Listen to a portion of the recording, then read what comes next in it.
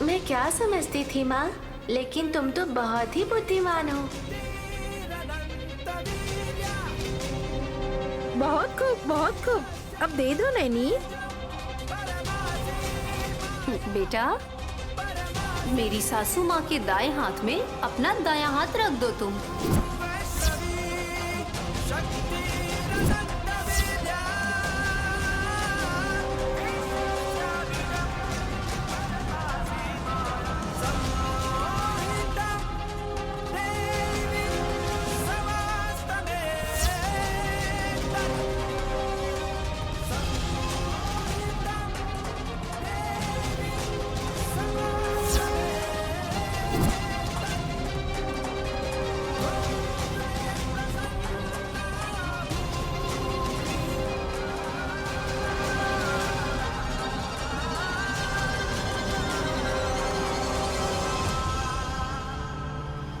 मुझे लगा था चेक देने वाली है, लेकिन ये क्या कह रही हो तुम?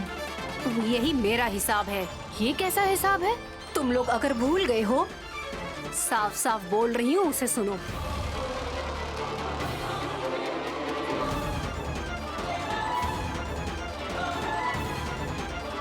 मैंने जिन गायत्री माँ जी को जन्म दिया है, भले ही आज वो मुझसे बहुत दूर होंगे, लेकिन मुझे इतना भरोसा जरूर है कि एक दिन वो मेरे पास आएंगी। लेकिन बच्ची तो आ गई ना, या नहीं है क्या? मेरी बात पूरी नहीं हुई फूफा जी।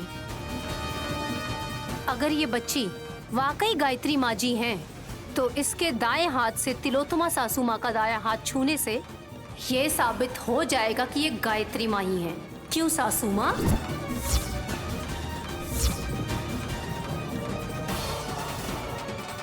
खुद का हाथ जलाकर सासू माँ चीख उठेंगी।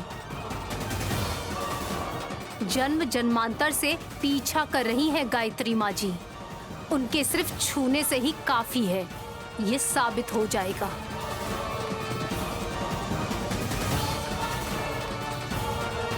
वैसे ये बात आप तो जानती होंगी सासू माँ, इतने छोटे से लॉजिक को कैसे मिस कर दिया आपने? आप तो लगनी अभी बाकी है। मतलब तो वही है डम्बो दीदी, इस बच्ची को नैनी माँ ने नहीं बल्कि किसी और ने जन्म दिया है। आग लगेगी, ये बात तुम कैसे जानती हो?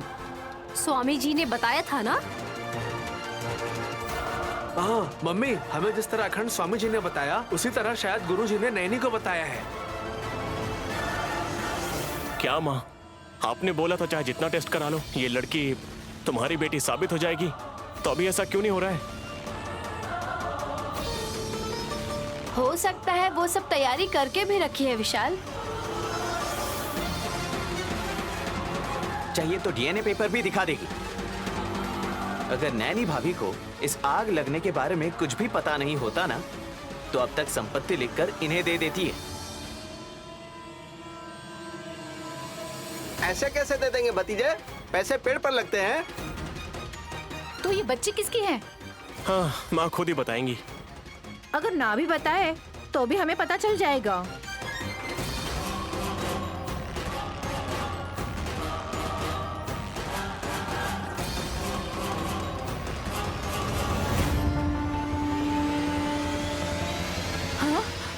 अरे बाप रे! है शुभ शुभ शुभ।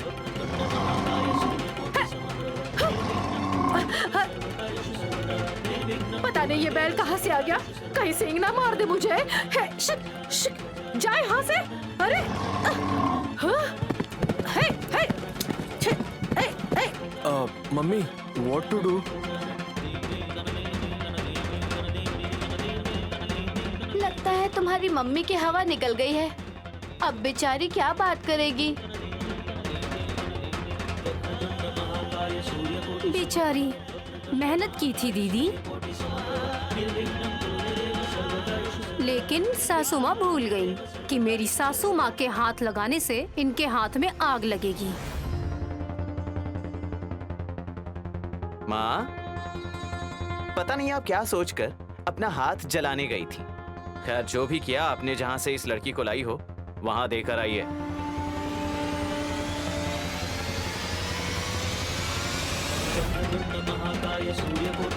अरे बाप रे, ये तो मेरे पीछे ही आ रहा है।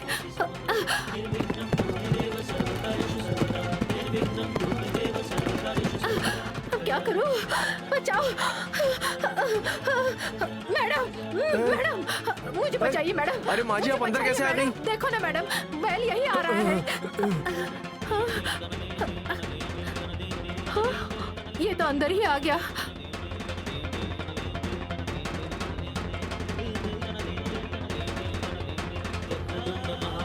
तुम जानते हो कैसे? मैं नहीं जानता। आप कैसे नहीं जानते सर? ए, पहले तुम यहाँ से बाहर जाओ। अगर बाहर निकलने की कोशिश करेंगे तो नंदी उसे बख्शेगा नहीं। मुझे डर लग रहा है माँ जी, पता नहीं ये बैल कहाँ से मेरे पीछे पड़ गया। नंदी, आप जाइए।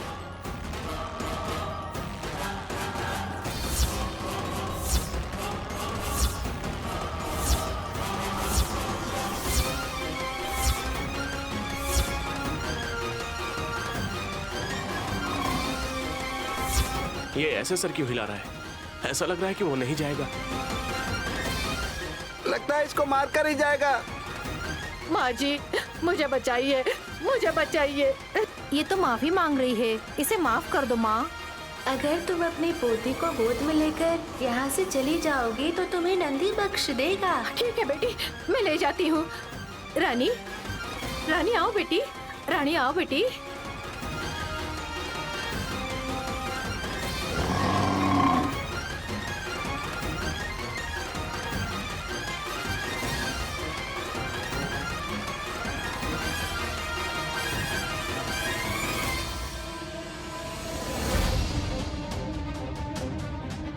अरे अरे अरे, कितनी हैरानी की बात है। जैसे ही बच्ची को ले गए वैसे ही बैल भी चला गया। दुराशा सिर्फ दुर्ग मार्ग में ले जाकर बस आता ही नहीं बल्कि प्राण हानि भी हो जाएगा। मैं समझ गई बेटी, पल भर के लिए मैं लालच में आ गई थी। सोचा कि मेरी बेटी इस घर में आएगी, राजकुमारी बनेगी। ये मैडम ने मुझे लालच दिया था।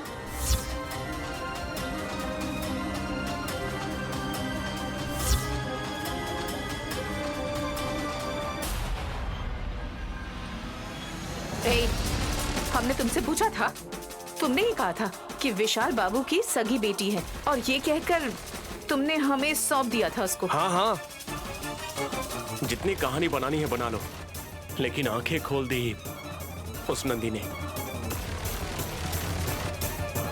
एक बेजुबान में जितना ज्ञान होता है इंसानों में नहीं होता है, उनका दुर्भाग्य है। विक्रांत बाबू, इनको कुछ पैसे देकर भेज दीजिए। कोई जरूरत नहीं बेटी। कोई बात नहीं माँ जी, मेरी बेटी भी शायद इसी की उम्र की होगी, बस वो भी आपके ही जैसे किसी के पास होगी, पल रही होगी। उसकी झलक आप दोनों में देख ली मैंने, तो इन पैसों को प्यार से दे रही हूँ। ले लीजिए माँ।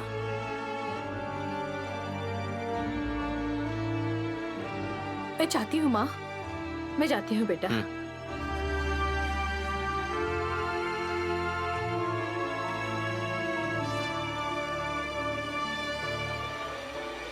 उस रानी को इस घर की महारानी बनाने वाली मेरी सासू माँ और मेरे पति टेकअप हो। अब समझी?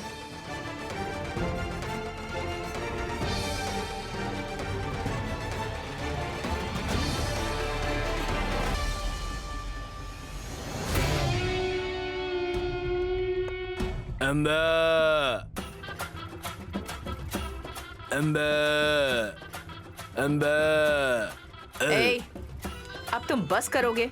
बच्चों की तरह हरकतें क्यों करते हो? हम जब भी कोई प्लान बनाते हैं ना, तो हमारे प्लान को बिगाड़ने के लिए ये बैल इसी तरह आ जाता है मम्मी। बैल मम्मी कहकर नहीं आता है। कैसे आता है मम्मी? अम्बा, शिव शंभो करके आता है पुत्र। तुम बिना बोले अंदर कैसे आ गए? हाँ, मैं बैल हूँ और तुम लोमड़ी हो पुत्र। दोनों ही पशु हैं। थोड़ी देर मुंह बंद रखोगे अपना? थोड़ी देर के लिए शांति बनाए रखिए, सासू माँ अभी भी सदमे में है। मैं टेंशन क्यों लूंगी?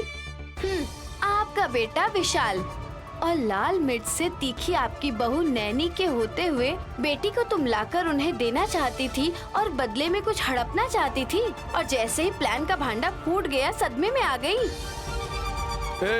अरे तो अब क्या सर मुड़वाकर गधे पर बैठकर हम शहर का चक्कर लगाएंगे? ऐसा करने की जरूरत नहीं है, इनमें लाज शर्म है। अरे बस मजाक कर रही हूँ सासू माँ। पता नहीं आप लोग के लिए उजाला है या रात है। जो भी सपने आपने देखे थे वो सारे पानी में बह गए। Good good. गायत्री माता को यहाँ वहाँ ढूंढने से वो नहीं मिलेंगी बड़ी माता। दृष्टि आगे की ओर होनी चाहिए। इन्हें शिक्षा की जरूरत नहीं है नंदेश्वर, कुछ देर इनकी हालत पर छोड़ दो। हाँ, तुमने सही कहा विशालाक्षी, लेकिन मंदबुद्धि को कहाँ समझ में आता है। मुझे ही सुनाते रहते हैं कि मैं मंदबुद्धि हूँ। ये बेटा और इनकी ये माँ अप्पम चप्पम। अप्पम चप्पम? हाँ, ये अप्पम, ये चप्पम। इससे बात करने की कोई जरूरत नहीं है। तो फिर हम यहाँ क्यों माता? चलिए माता। जरा रुको नंदेश्वर, इनकी सोच को उजागर करना है। हम इस वक्त क्या सोच रहे हैं तुम जानती हो क्या? हाँ जानती हूँ। तो बताओ। आसपास के क्षेत्र में बसी मासूम बच्चियों के हाथ में प्रसाद देना चाहती थी ना? मम्मी कैसा प्रसाद मम्मी? तुम रुको ना जरा। ये जादूगरनी लड़की क्या कहना चाहती है सुनते हैं जरा। तुम समझ गई तो इन लोगों को भी समझा कर बताओ। बताओ बताओ विशालाक्षी। छोटे छोटे बच्चों के हाथ में प्रसाद देने के नाम पर ये परीक्षा लेना चाहती थी कि उनके हाथ लगाने से आग तो नहीं लगेगी ना? हाँ, मेरी सासू माँ, आपके दिमाग में इतना प्रसाद भरा पड़ा है। आज रात को नींद नहीं आएगी, लेकिन मैं कल सुकून से सो जाऊंगी, और वो भी आपकी वजह से होगा।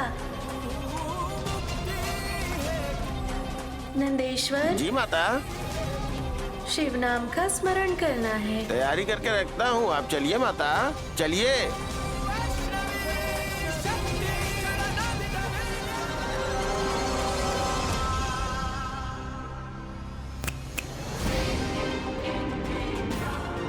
गायत्री सासू माँ चाहिए आपको? ये लीजिए गायत्री। तुम जाओ यहाँ से। अरे अब आप मना क्यों कर रही हैं? एकदम बेवकूफ हो क्या तुम? हमें गायत्री बच्ची नहीं, गायत्री बड़ी माँ चाहिए। आपकी बड़ी माँ तो बच्ची के रूप में ही होंगी ना?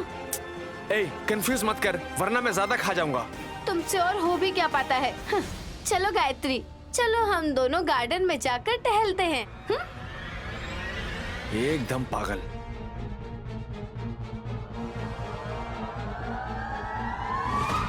क्या सोच रही हो मम्मी? ओह, उस जादूगरनी लड़की के बारे में ना? अरे हम लोगों को उस गायत्री की तलाश नहीं है जो अनाथ है। तो फिर?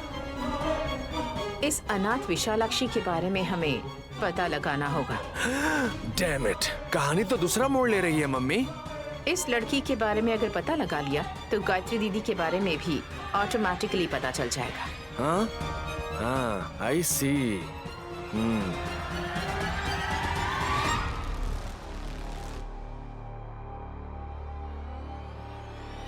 साहब जी, लीजिए।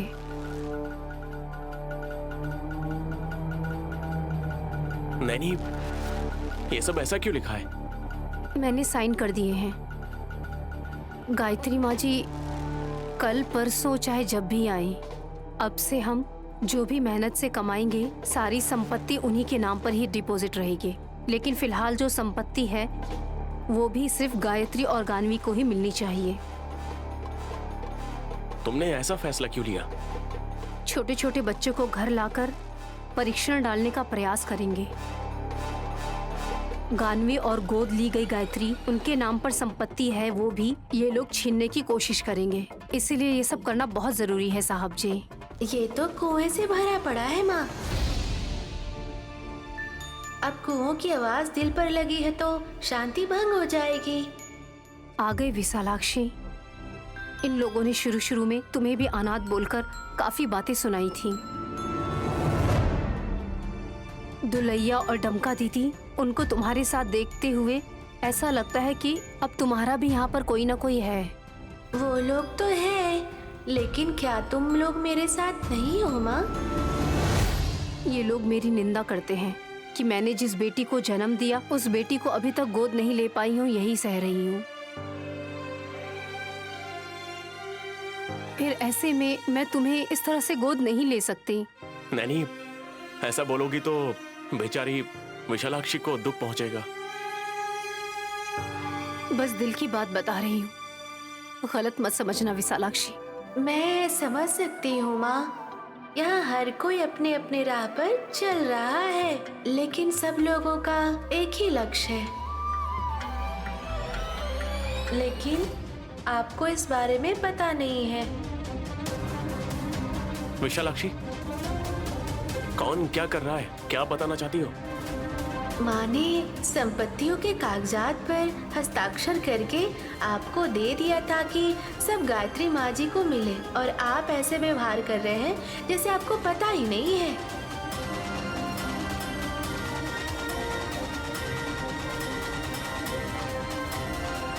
मैं कुछ समझी नहीं साहब जी। विशालाक्षी, तुम कैसे जानती हो? क्या बात है, मुझे भी बताइए। बताइए क्या है। बता दीजिए पापा। यही नहीं कि मेरी माँ गानवी एक ही दिन पैदा हुए थे ना, तो उनकी उम्र के आसपास जितनी भी बच्चियां हैं उनकी लिस्ट मंगवाई है। लेकिन ये बात विक्रांत के अलावा किसी और को पता नहीं है। उसने तुम्हें बताया क्या? मैं एक छोटी बच्ची हूँ ना पापा, तो आपकी चिंता को देखकर मैंने आपकी हड़बड़ी को भांप लिया था, इसलिए मैंने ऐसे कहा। लेकिन तुम इतने सही तरीके से कैसे बता सकती हो? आपके पेट पीछे जो चलता है वो भी बता सकती हूँ। लेकिन पापा तो आपसे कुछ भी नहीं बताते हैं। आपको भ्रम में डालकर, और वो चाहते हैं कि आपको पता ना चले। ऐसा करना गलत है ना पापा?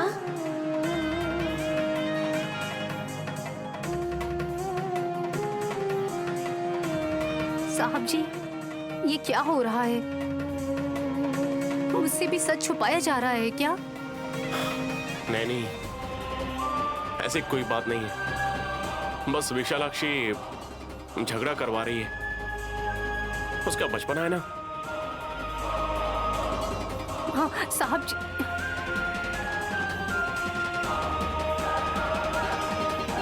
विशालाक्षी झूठी लड़की नहीं है। कुछ तो है जो मैं नहीं जानती हूँ।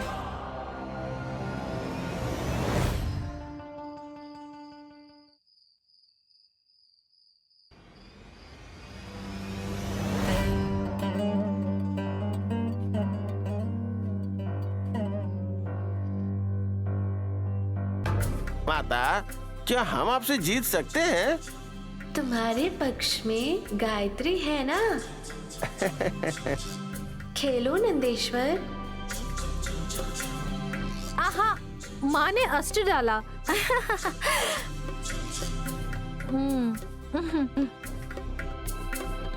गायत्री, सिक्स फेंकने की बारी अब तुम्हारी है।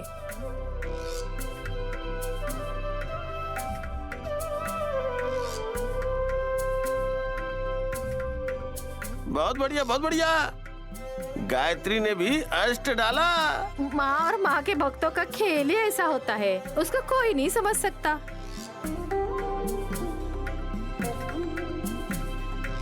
नंदी भैया, मुझे बताए बगैर तुम अकेले क्यों खेल रहे हो? दूसरी बार जब आप खेलेंगी तो बाकी माताओं के साथ ही खेलना। हाँ बहन सुनो, हम भी खेले। इन लोगों ने क्या क्या देखा? क्या किया? हाँ, वो नागपुर के संदूक में जो सीपियां थी ना, उससे खेल रहे हैं।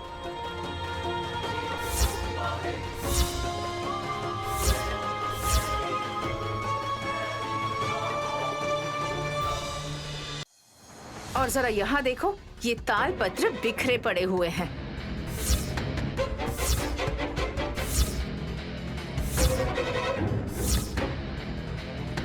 गायत्री के साथ खेलना है इसलिए निकाली। विशालाक्षी,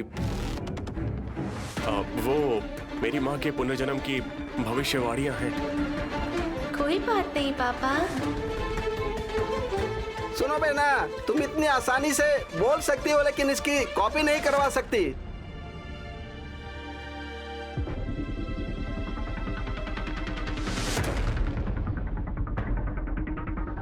जेरोक्स कराने के लिए वो कोई कागज का टुकड़ा भी तो नहीं है। हाँ विशालाक्षी, अगर वो खराब हो जाएगा तो दोबारा ऐसा मिलना मुश्किल है। खराब होता है तो होने दो ना, उसे थोड़ी ना पढ़ा जा सकता है। अब कैसी बात कर रही हो?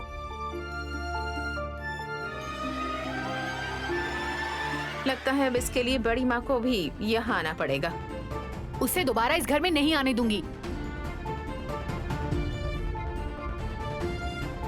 सही कहा, इन पत्रों को पढ़ने के लिए उस बड़ी माँ को नहीं आना पड़ेगा, हमारी माँ ही काफी है।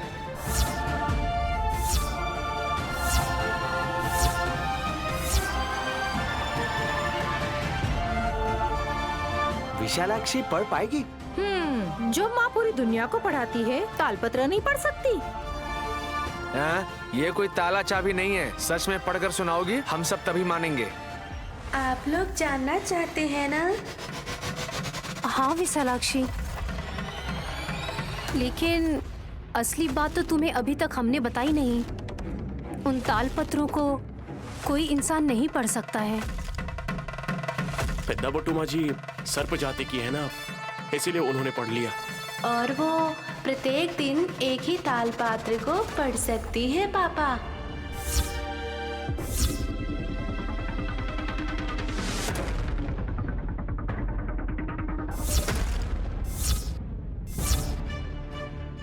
विशालाक्षी, तुम इस बारे में कैसे जानती हो?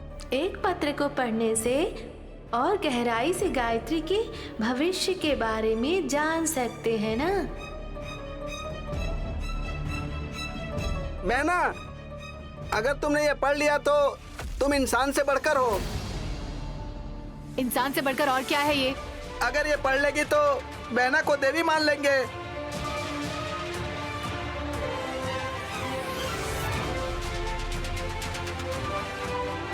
एक्सक्यूज मी मूर्ति, इसे इतना भी सिर पर मत चढ़ाओ। इस लड़की को जितना मक्खन लगाओगे, ये उतना ही रास्ते से भटकती जाएगी। मेरे लिए कोई रास्ता नहीं होता। मैं जिस रास्ते पर चलती हूँ उसी तरफ रास्ता बनता है। विशालाक्षी, तुम्हारे टैलेंट के बारे में इन लोगों को कुछ नहीं पता। पत्ता कहाँ है? ये पत्ते कभी ताल के पत्ते हुआ करते थे, अब सूखकर ऐसे बन गए हैं। विशालाक्षी, तुम इनमें से एक और लो और पढ़ना शुरू करो।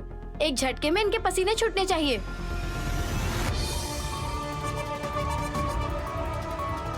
जरूर बड़ी माँ। गायत्री के पास जो ताल पात्र है, मैं उसे ही पढ़ूंगी।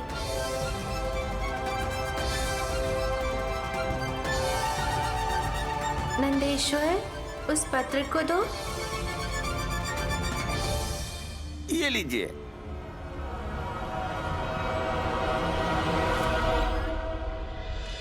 बहना, क्या लिखा है? गुड़ और शक्कर।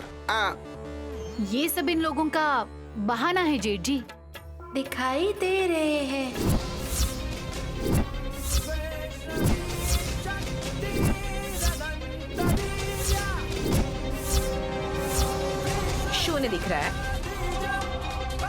मतलब खाली दिख रहा है क्या तुम्हें?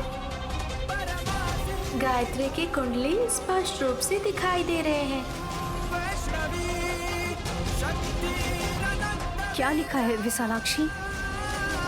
माँ की पलक, जगदम्बा की पलक। सत्य ही बोलेगी जो दुनिया में है। ए, जरा चुप करो। तुम लोग अपना भजन बंद करोगे तो ही हम सुन पाएंगे अच्छे से। विशालाक्षी, तुम्हें सच में दिखाई दे रहा है क्या बेटी? हाँ पापा,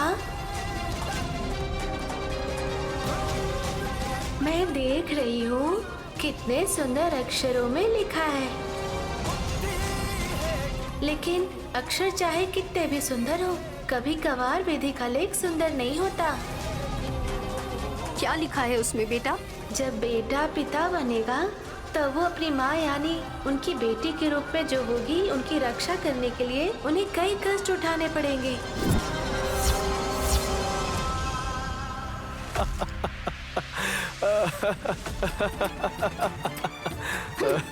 क्या समझ में आया जो हंस रहे हो? बेटा बाप, बेटी माँ, माँ घर आएगी, ये होगा वो होगा, ये सब पढ़ रही है वो। आप नहीं समझेंगे जेठ जी। तुम्हें समझ में आया क्या नैनी? हाँ, मैं समझ गई सासू माँ। तो बताओ दीदी, सुनकर हमें भी तसल्ली मिले। गायत्री माँ पर दोष मंडरा रहा है। उन्हें दोष से बचाने की कोशिश में विशाल साहब जी को मुश्किलों का सामना करना पड़ेगा।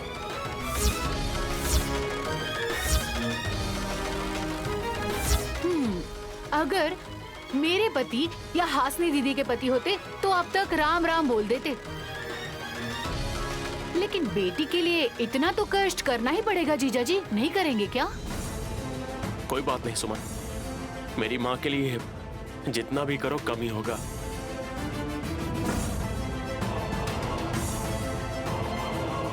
विशालाक्षी, तुम्हें टैलेंट दिखाने के लिए बोला था, ऐसे क्यों पढ़ा तुमने? इसमें वैसा ही लिखा है बड़ी माँ।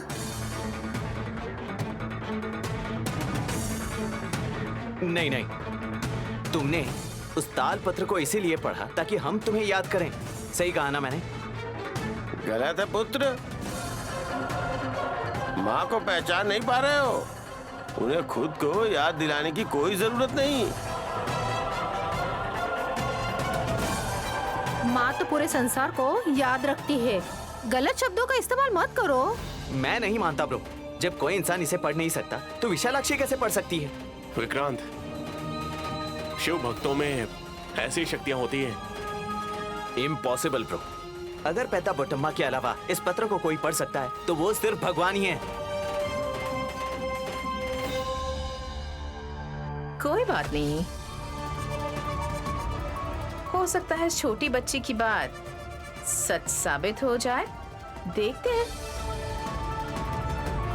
है ना नैनी?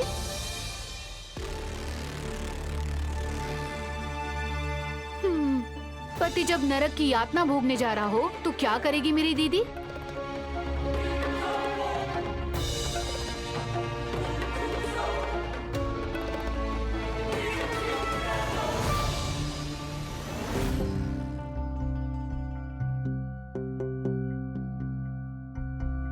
ये क्या है? दूध है। ग्लास में ना लाकर कटोरे में क्यों लाई हो? मैं तुम्हें कैसा दिखता हूँ बताओ? आप तो हमला करने के लिए हमेशा तैयार ही रहते हैं। जब मैं पानी लाकर देती हूँ तो कहते हो प्यास नहीं लगी, और जब दूध लाकर देती हूँ तो यही बोलते थे कि तुम्हारी सेवाओं से मेरी प्यास नहीं बुझने वाली और ना ही मेरी भूख मिटेगी। तो क्यों आपकी सेवा करूँ मैं? तो ये दूध किसके लिए लाई हो? मेरी बेटी उलूची के लिए। अगर दिन होता तो उसे बोतल से दूध पिलाती, लेकिन अब रात हो गई है ना, शायद उसने सांप का रूप धारण किया होगा। उलूची, ये लो दूध पी लो बेटा। उलूची,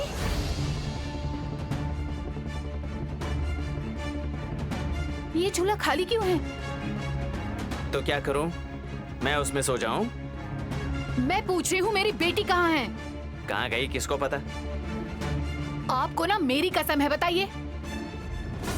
नहीं नहीं, मेरी नैनी दीदी की कसम आपको। तभी आप मुझे सच बताएंगे।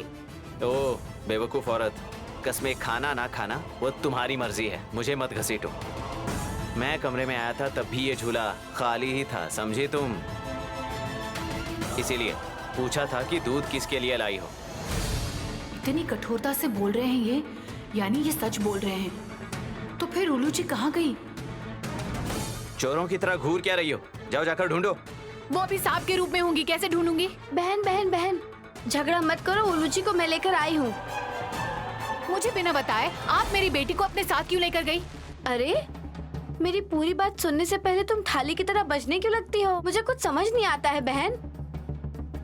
शक्ल ही थाली जैसी है, थाली हटा दो तो कुछ भी नहीं है। तुम चुप रहो ना विक्रांत। बहन, जैसे जैसे दिन बढ़ रहा है तुम्हारी बेटी उल्लूची के नखरे भी बढ़ रहे हैं, समझी? नैनी बहन रसोई घर में सफाई कर रही थी तो तुम्हारी बेटी को गैस पाइप समझकर साफ कर रही थी। जैसे ही उसे दिखाई दिया कि ये तो सांप की बच्ची है तो उसने चिल्लाकर मुझे बुलाया और इस टोकरी में तुम्हारी बेटी को देकर तुम्हें देने के लिए कहा। ये लो। थैंक्स दीदी। तुम्हारा गुस्सा नाक पर रहता है बहन। जैसे तेल में पानी डालने से चटपटा आवाज आता है वैसे ही करना ही पड़ेगा। मेरी दीदी की बेटी खो गई है और अभी तक उसका कोई एड्रेस नहीं मिला है। अगर ऐसा मेरे साथ होता ना तो मैं तो जीना ही छोड़ देती, पता है? गुस्सा तो इसके आगे कुछ भी नहीं। क्या बोलना चाहती हो? सीधा बोलो ना बहन। ये जो मेरी दीदी सिर्फ बातें बोलती रहती है ना कि गायत्री सासू माँ जो उनकी बेटी के रूप में है वो आज नहीं कल नहीं परसों आएगी, और मैं होती तो खुद की बेटी के लिए मैं तो दुनिया छोड़ देती। वैसे तुम्हें क्या लगता है तुम्हारी आंखें खुली हैं? वो तो हमेशा बंद ही रहती हैं। तुम चुप रहो ना विक्रांत। देखो बहन, नैनी जैसी औरत की आयु 100 साल से ज्यादा हो ऐसी आशा करो। वो अपने मंगलसूत्र के साथ अच्छी जिंदगी जिए ऐसी कामना करनी चाहिए, ना कि उसके बारे में अनाप शनाप बोलना चाहिए। नैनी के बिना हमारी जिंदगी कभी भी ऐसी नहीं होती। ठीक है दीदी, आप जाइए, मुझे उल्लूची को दूध पिलाना है। हाँ जा रही हूँ। अब सामना करो विक्की। इसको समझाकर क्या फायदा, बेवकूफ औरत कहीं की।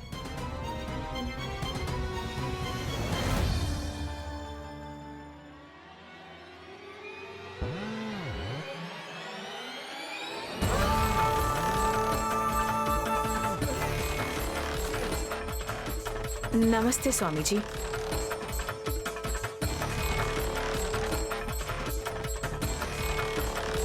सुबह सुबह आने की वजह से आपको परेशानी तो नहीं हुई ना स्वामी जी? नटराज स्वामी को पूजा समर्पित करते समय तुम आई, इस बात की मुझे खुशी हुई तिलोत्तमा। आपको तो खुशी होगी, लेकिन हम हमारे दुख किसे सुनाएंगे? वल्लभ। हाँ, अब चुप रहने के लिए बोलोगी, है ना? छोटा है स्वामी जी, गलती करता रहता है। मैं बच्चा दिख रहा हूँ क्या मम्मी? हरकतें बचकानी है वल्लभ, लेकिन तुम लोग यहाँ आए हो उस बच्ची के बारे में जानने के लिए। हे, सही कहा मम्मी, बिल्कुल सही कहा स्वामी जी ने। अखंड स्वामी जी, नागपुर से लाई गई संदूक की तालपत्री को वेदापुट्टा माँ ने पढ़ लिया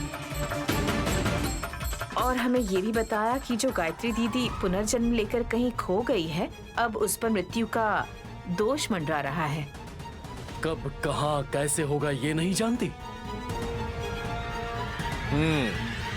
अगर हमें पता होता तो हम आपके पास कभी नहीं आते। मैं जानता हूँ। जब जानते हैं तो हमें बताया क्यों नहीं स्वामी जी? आप इसकी बातों का बुरा मत मानिए। नहीं तिलोत्तमा, मैं ईश्वर के चरणों का अनुसरण करता हूँ। भले ही मैं देख सकूं या भांप सकूं, लेकिन तुम जहाँ तक जानती हो वहीं तक मैं बता सकता हूँ। तुमसे ज्यादा बेटर है वो जादूगरनी लड़की विशालाक्षी। ए, तुम्हें बेवजह लेकर आई यहाँ मैं इसकी बात का बुरा नहीं मानूंगा। इसकी बातों से मुझे आश्चर्य भी नहीं होता। मैं सत्य का स्वीकार करता हूं क्योंकि वो विशालाक्षी बहुत कुछ जानती है। हाँ? अच्छा मम्मी, हम उससे ही पूछ लेते हैं, वो गायत्री बड़ी माँ के बारे में बता देगी। एक अनाथ दूसरी अनाथ के बारे में क्या बताएगी? उस लड़की के चेहरे को देखकर लगता है कि उस पर कुबेर भगवान का बहुत बड़ा आशीर्वाद है, और हमें देखकर लगता है हम दरिद्र हैं। सुबह सुबह नहा कर नई साड़ी पहन कर आई हूँ और ये मेरी बेइज्जती करवा रहा है, बेवकूफ कहीं का। जाओ तिलोत्तमा, विशालाक्षी से पूछो। वो नहीं बताएगी स्वामी जी, क्योंकि वो भी नैनी के ही पक्ष में रहती है। विशाल को पिताजी बुलाने वाली और एक बेटी ही समझ लीजिए। अगर सभी को पता चल जाएगा कि गायत्री को ढूंढने में हम हड़बड़ी कर रहे हैं तो मुश्किल हो सकती है। मम्मी, पहले ये पता करना है कि वो जादूगरनी लड़की है कहाँ की। भले ही ये मूर्ख है, लेकिन सही समय पर सही बात करता है, समझी? हाँ? आपने गाली दी या तारीफ की स्वामी? तुम्हारे लिए दोनों समान है। स्वामी जी, उससे जब भी लड़की के बारे में पूछती हूँ तो वो आधा टेढ़ा मेढ़ा जवाब देती। काश अगर वो सीधे सीधे बता देती तो अच्छा होता। जरा रुको।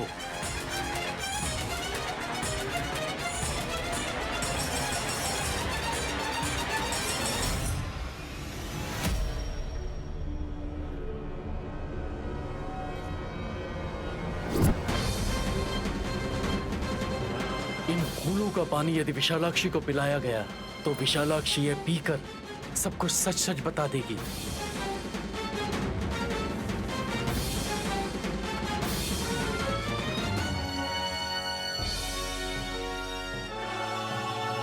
हाँ? मम्मी, तुम भी एक लगा लो। अगर तुमने कहीं धन संपत्ति छुपा रखी होगी तो तुम भी बता दोगी। तुम अपना मुंह बंद करो। ध्यान देकर सुनना चाहिए तिलोत्तमा। क्षमा कीजिए स्वामी जी, आप बताइए ना। जब विशालाक्षी को इन फूलों का पानी पिलाओगी तो इस बात का ध्यान रखना कि नाग देवता घर के अंदर न आ पाए। फिर से एक और ट्विस्ट। अगर नाग देवता ने घर में प्रवेश कर लिया तो सत्य बाहर नहीं आ पाएगा। उस सांप को बाहर रखने के लिए मुझे क्या करना पड़ेगा स्वामी जी? अरे अगर सब कुछ स्वामी जी बता देंगे तो फिर मैं किस लिए हूँ? तुम बड़े ज्ञानी की तरह बातें मत करो। जब ये फूल की माला दी है तो इसका मतलब वो सांप भी हम ही रोक सकते हैं। सच कहा, वो नाग देवता जरूर आने की कोशिश करेंगे।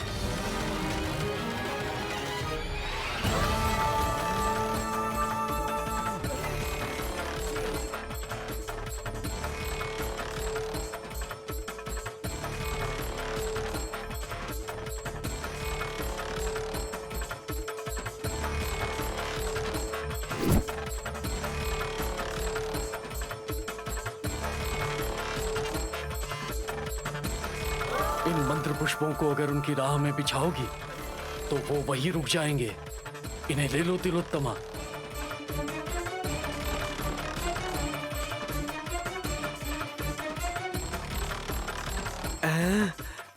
एक और दोगे?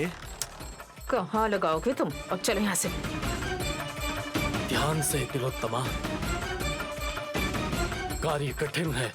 विशालाक्षी की परीक्षा ली जा रही है। मेरी मम्मी परीक्षा ले रही है, सब संभाल लेगी। बाय बाय मम्मी, चलो चलो चलो मम्मी, चलते हैं अब।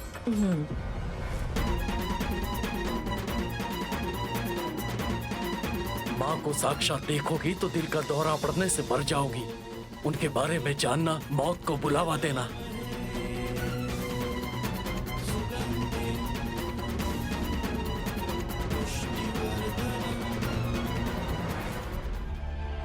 जरा जल्दी करो मम्मी। ठीक है।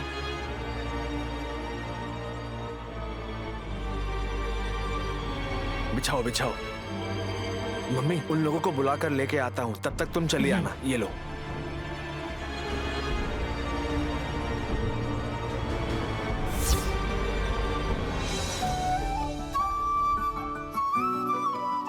विक्रांत, उन पेपर्स को देना। मुझे तो बहू, मैं पंखा झलता हूँ। हाँ? आप क्या पंखा है जो हवा देंगे? मैं मदद करना चाहता हूँ। पंखा नहीं दे रही हूँ फूफा जी, धुआं फैला रही हूँ। अमेरिका में रह रहकर थोड़ा बहुत आप कंफ्यूज हो गए हो। थोड़ा बहुत नहीं भतीजे, तुम्हारी बुआ से शादी करने के बाद मैं बहुत कंफ्यूज हो गया हूँ। पहले जब मैं अमेरिका में उसके साथ बाहर निकलता था तो लोग कहते थे कि अपनी माँ अपने बेटे को घुमाने ले जा रही है।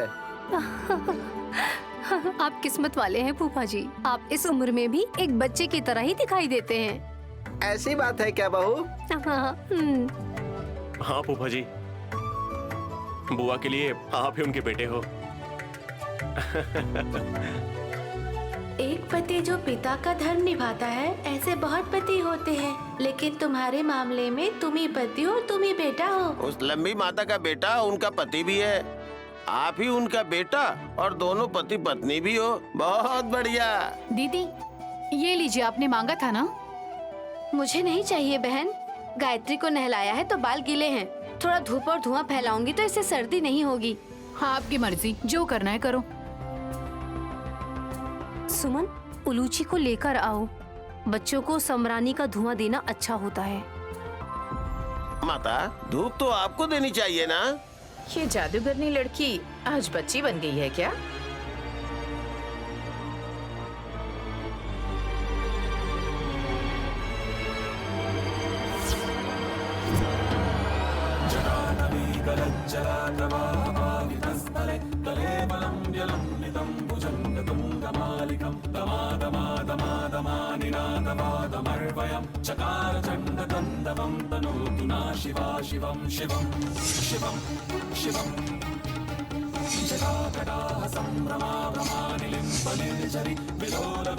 उन मंत्रों वाले पुष्प को छूना मत नाग देवता, मेरे आने तक थोड़ा सब्र रखो।